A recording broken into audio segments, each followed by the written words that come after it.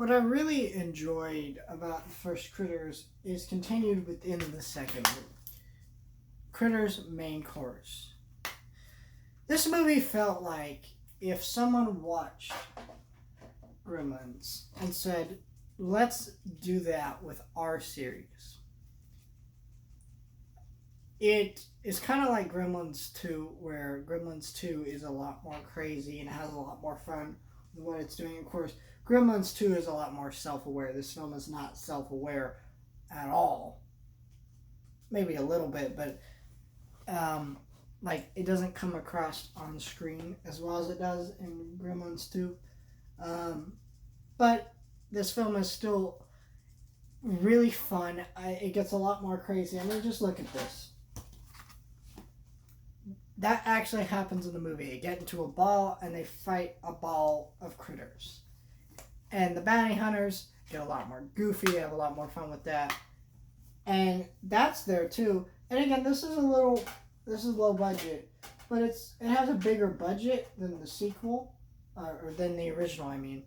And some of the later sequels too.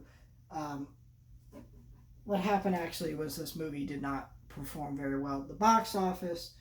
It made about the same money as the first movie, and they wanted it to do more than the first movie, and it didn't turn out that way. So they canceled any future plans for Critters sequels being theatrical, and they made the sequel budget significantly lower for already movies that were already low budget films. And so that's unfortunate. But what's really great about this movie is Charlie's character arc.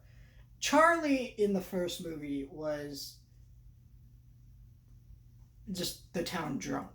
He was basically Barney from The Simpsons, I don't know. But he was the town drunk. Everybody was like, bro,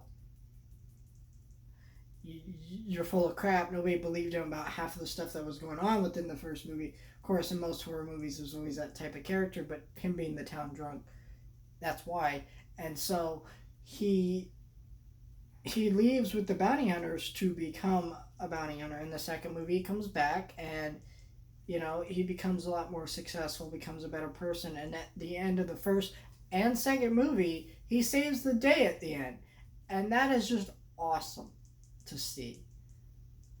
That our main lead character is able to grow and do that.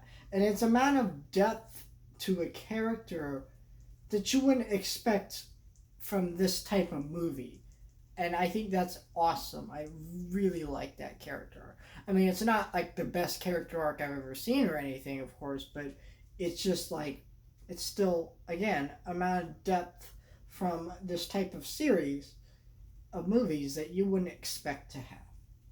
And I think this movie is a better sequel because of that character arc, because of it being a bigger budget and then being able to do more special effects and have more, because in the original Critters, they were only at night. It wasn't really in the daytime.